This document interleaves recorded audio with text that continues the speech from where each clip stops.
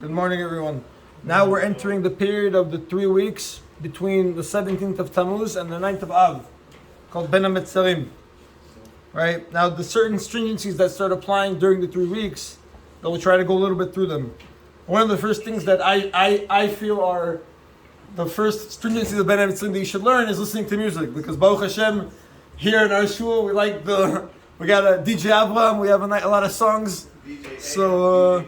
So we have to just understand the halachot of music, right? He says, in general, you should know, there's a discussion in the poskim if you can listen to music in general. Some people are very strict. They say because of the Choban Bayit, we can never listen to music unless it's for a simcha. Now we're lenient throughout the year, but during Sfirat HaOmer and Ben HaMetzarim, when we already have additional mourning, the custom of the Jewish people is to be strict, not to listen to any music, even radio, even tape, meaning even if it's not live.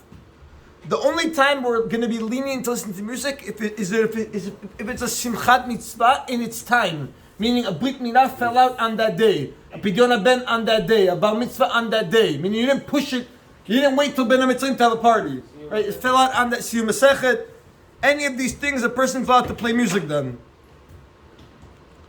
Even with instruments, he says, even during the 9 days. Even during the 9 days, if it's any of these smachot, you can listen to music even with instruments.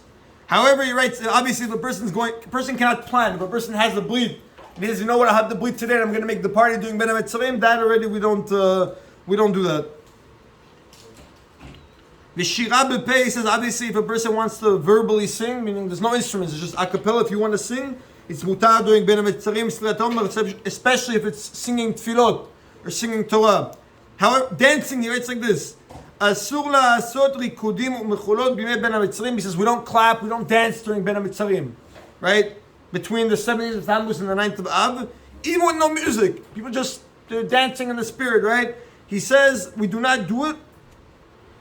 We do not dance. And he adds here that obviously he's talking about permitted forms of dancing. Not permitted forms of dancing, which is we say mixed dancing with men and women dancing together. That's obviously prohibited throughout the year. That has nothing to do with Ben HaMetzarim. We're talking about here permitted forms of dancing. Even that is not allowed during the 3 weeks.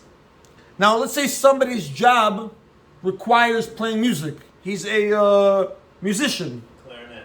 He's a musician, right? And he gets hired by non-Jewish parties. Jewish parties are a different story. Jewish parties not for that music.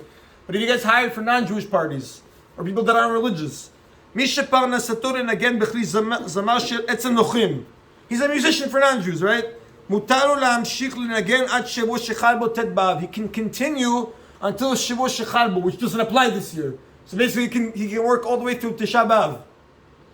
If his profession is music, he can play music throughout until Tisha B'Av, because we don't have Shavuot Shechalbo this year. What does that mean? Shavuot Shechalbo has additional stringencies. The week Tisha B'Av falls out, let's say Tisha B'Av falls out on Thursday, so from Saturday night to Thursday we have additional stringencies.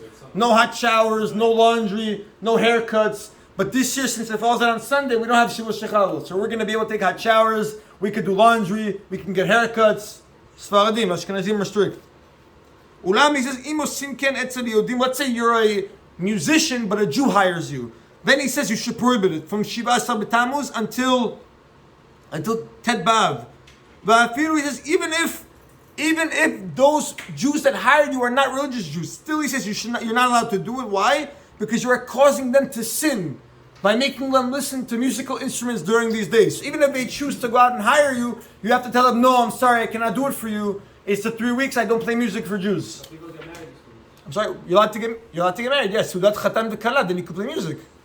Sudat Chatan V'Kala, we're talking about they're hiring for not, let's say it falls out not on the time. Right now you have a Brit Milah falls out today. You can play music. So it fell out today. But let's say Brit Milah was 3 days ago and they're making the party today, then you can't play music for them. Because it's not Bizmana. So that Chatan V'Kala, you can also play music for them. Now what about he says, you're a music teacher. You don't play music for non-Jews, you teach people how to play music.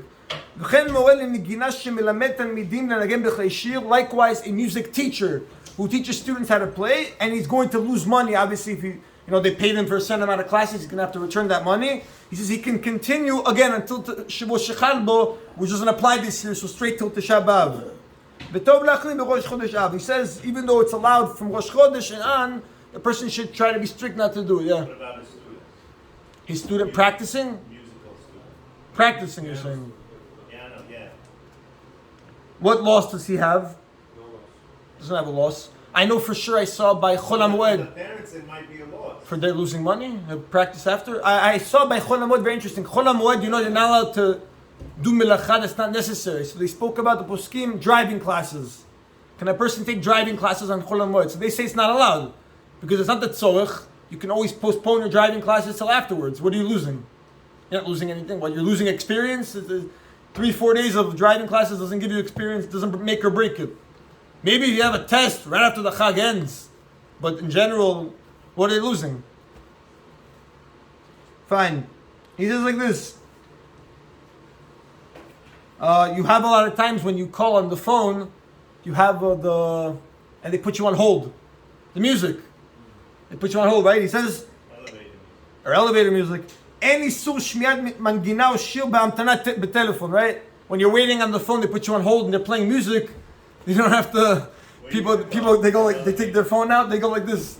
They want trying to see when the song ends so they can put their ear back. You don't have to do that, he says, right? או בהמתנה לשיחת פלאפון המשמיע שיר, או בנסיעה באוטובוס, או בטרמפ, right? You're not the driver of a ride. Somebody's giving you a ride. You're on a bus. Or he says you're in a... He says here you're watching, you know what they have a lot of times? I asked this to one of my rabbis.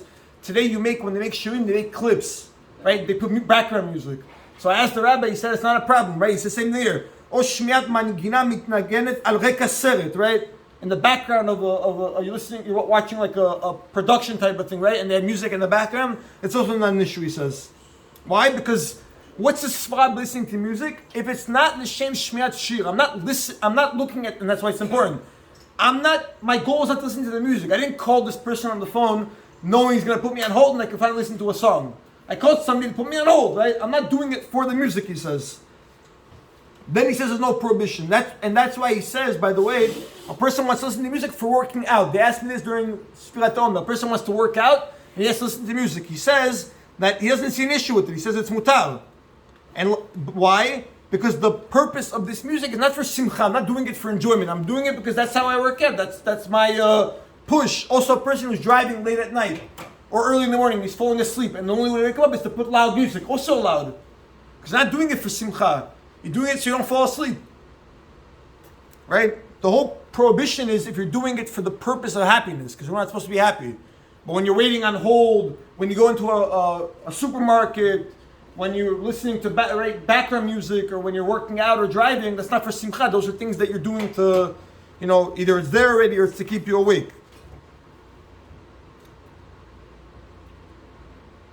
He says by a bat mitzvah, the halacha is different. We don't play music even in a Sudat bat mitzvah. That's different.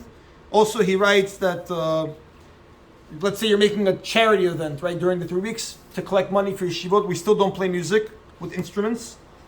We could listen to a cappella, he says. The only difference, he says, is that sometimes you have a cappella where the instruments sound exactly like the actual instrument. In that case, a person should be strict. Only if it's obvious that he's a little bit off, that it's a cappella, then it's fine. But a lot of times today, you don't even know. It sounds just like an instrument. Then he says, person should try to be strict if it's exactly the same. Also, he says, this is important, people, Erev Shabbat, Motzei Shabbat, even Rosh Chodesh, we cannot listen to music.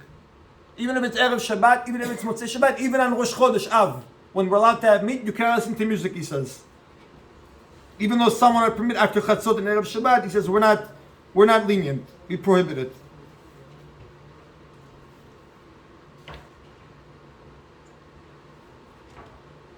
Okay.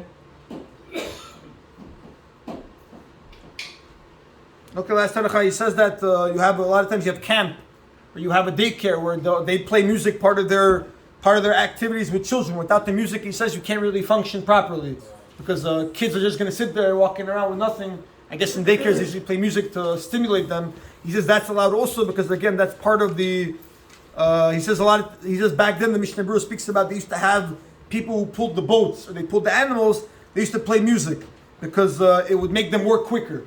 Right? Again, like the motivation tzvara. Since you're not doing it for simcha, you're doing it because it would make the workers work better. So here by the children, you're making them stimulated more. In that case, it would be mutar as well. So the rule basically is that if you're doing it for simcha, listening to music for happiness, we don't do. Unless, again, he speaks about a person who suffers from depression, anxiety. I know last year Rabbi Yitzchak Yosef had a psak during COVID. If a person was sick and he was stuck at home and he really needed the music, he permitted it for him, but in general not. Right? If it's for simcha, we don't do it. But if it's for staying awake, driving, working out, the camp, etc., stuff like that, then we'll be lenient to permit it. Baruch Adonai Le'olam. Amen v'amen.